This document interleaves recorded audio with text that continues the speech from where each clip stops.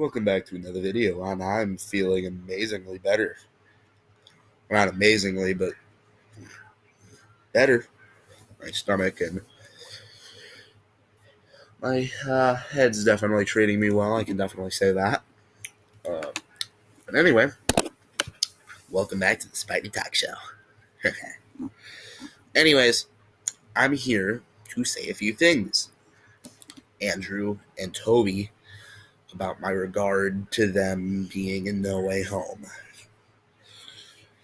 It's an enigma to me, because I really... Toby... he played his part. I feel like it's way too late to do another movie to his trilogy, you know? But, I mean, Toby's last movie almost ended almost over 15 years ago. Almost. Well, it's been a while, right? It's been, like, close to 15 years or over it. But Andrew's movie, I do feel like if they do bring the Spider-Man back, Sony could relive Andrew's series. That and Sam Raimi made the Spider-Man movies, and he's already working on Doctor Strange, which personally I hope we see his own version of Doctor Strange. But you know, I have checked the cast again; they're all still there. Um, I was really hoping Spider-Man wouldn't come back with reason. They don't. Their series ended. I want them to put Spider-Man to bed. I don't hate Spider-Man. He's my favorite hero of all time, but he's had a good run. Ever since the second trailer, people have been getting a little bit less interested. I've noticed this. Don't get me wrong, Spider-Man No Way Home videos are leaked every day. But that came out of nowhere.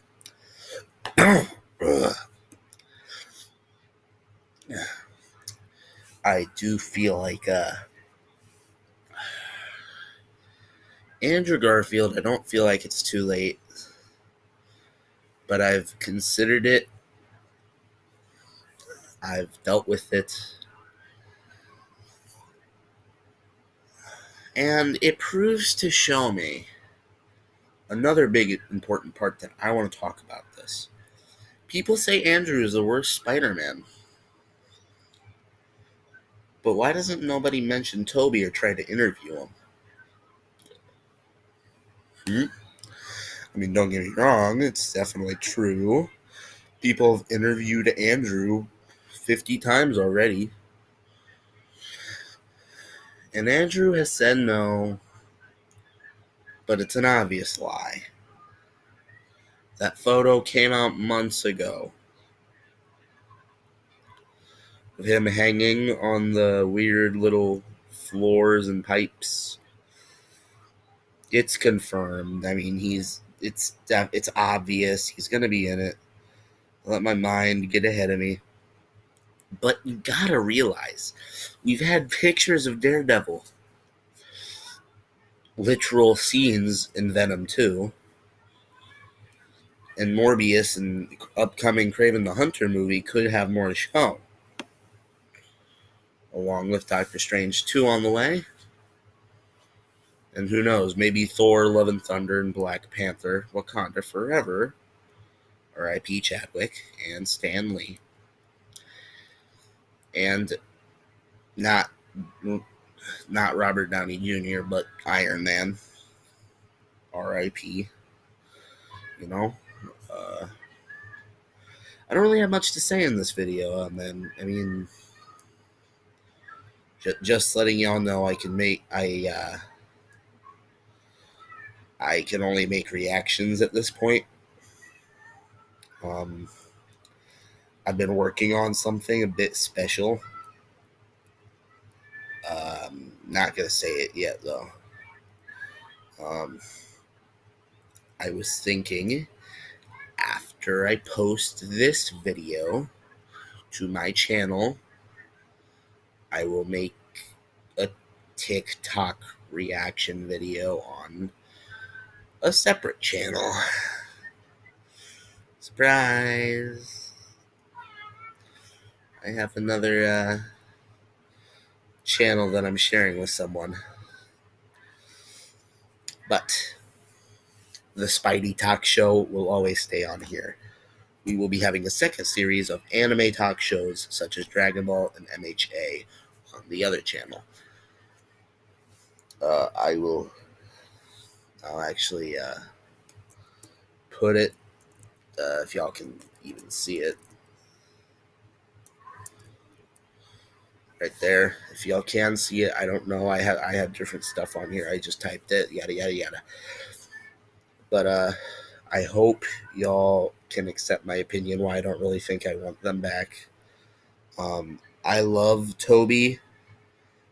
I mean, Spider-Man 3 was an absolute tragedy of a film, but listen, man, if it was just Venom or Sandman, I would have liked it more. I want one villain in my Spider-Man movie. Unless it's a Sinister Six, I want one. And unless you can make it work with two, then you're out of the pack. This is one of the biggest flaws that The Amazing Spider-Man 2 has. I wanted it to just be Electro and maybe a bit more of Black Cat. Rhino. And if they were going to add Green Goblin, you think they could have added him like 45 minutes earlier within the fight.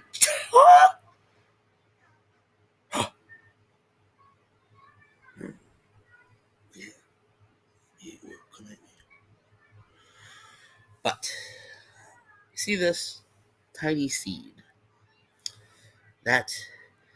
This is my love for stuff that comes out. Because listen, without Green Goblin, the story wouldn't really change. I mean, they had a good story going for it. Green Goblin, take that all out. Add a bit more scenes with Electro, like trying to hurt people, and more fight scenes, more stuff with Aunt May, a bit more stuff with Black Cat, because we never got to see any more of her. Maybe even Rhino coming in a bit earlier to help. That or maybe seeing Rhino fight. Yeah, Sony, I'm looking at you. Listen, I am like any normal other critic. Tobey Maguire, first two, oh my god, they're on the god tier.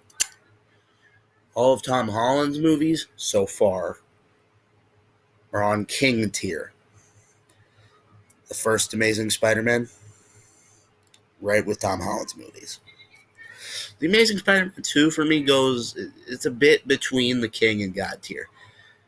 The only thing dragging it to king is Green Goblin. The thing that's dragging it up to God is the nostalgia that I have for it. Along with, I honestly really love Electro. They played him out so well here, besides the whole Spider-Man's my best friend.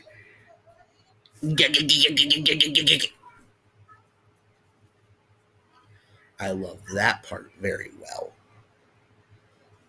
I mean, not very well. Hold on, I'll be right back. Sorry. Can never be a normal video without a little, break. The question is, do I love Spider-Man 3? No. I don't love Spider-Man 3. It's right in the trash tier. Listen, I have my own opinion on it. Sam, Toby, uh, whoever played Harry and Gwen Stacy, I don't know what they were smoking while doing this, and I really advise you get help. This film was an absolute train wreck, in my opinion. If they were really wanting to push Venom that bad,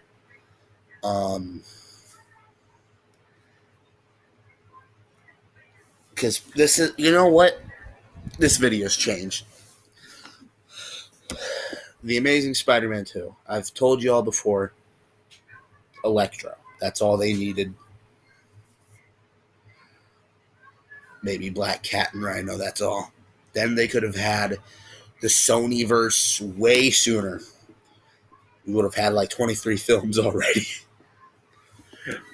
But if the Sonyverse would have wanted to continue,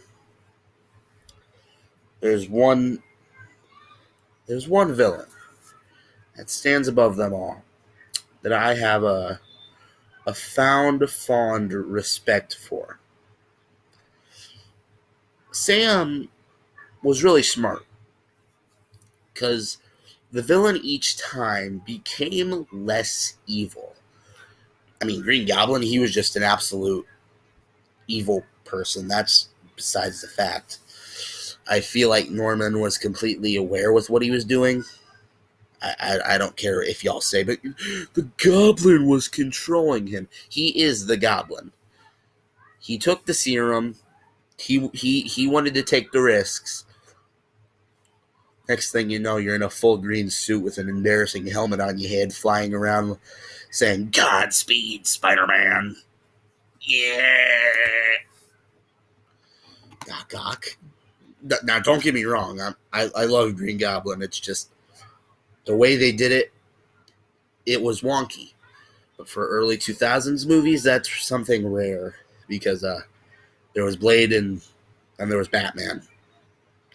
We all know how those went down. Dark, edgy people that just stand on a tower in the night with some sort of gadgets or weapon, like, "I'll have my revenge. I will destroy anyone that gets in my way." And Sam completely said, "Hold up. Wait a minute."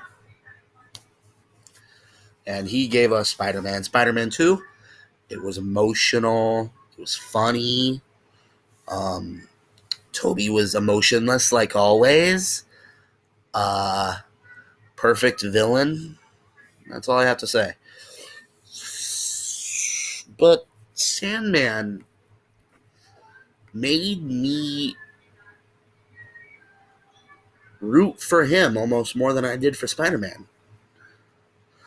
Because Sandman, I feel like because of his powers, he was obviously way more stronger when it comes to hand-in-hand combat than Doc Ock, or even the Goblin, for a matter of fact. They had weaponry. Doc Ock was still human. He just had the metal arms to help, and which were impressive. Could throw cars and metal pipes. But in my opinion, I think hold on, I'll be right back. But I think Sandman would have been perfect for this film. I wish Venom was never in it. He was a complete travesty, a horrible design. I wish he was never born in this movie. And sometimes just because of the way that movie plays out, I wish Venom never existed entirely. But that's besides the point. I think Sandman would have been perfect for the fourth film. 100%. And I mean 100% would have went for Vulture or the Lizard. Because they already revealed Kurt Connors in Spider-Man 3. The Lizard would have been perfect, man. Come on. Come on. Let me tell you something, though. Sandman for third, Lizard for fourth. Do what you want for fifth and sixth, just because you got to boost the rankings up to do whatever you want for the fifth movie, just because you got to boost the ranks up for the sixth. All right, but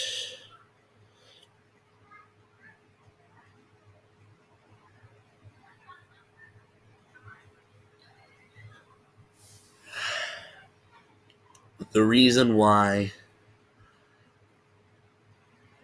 yeah, I have nothing else to talk about. This is like the end of the video.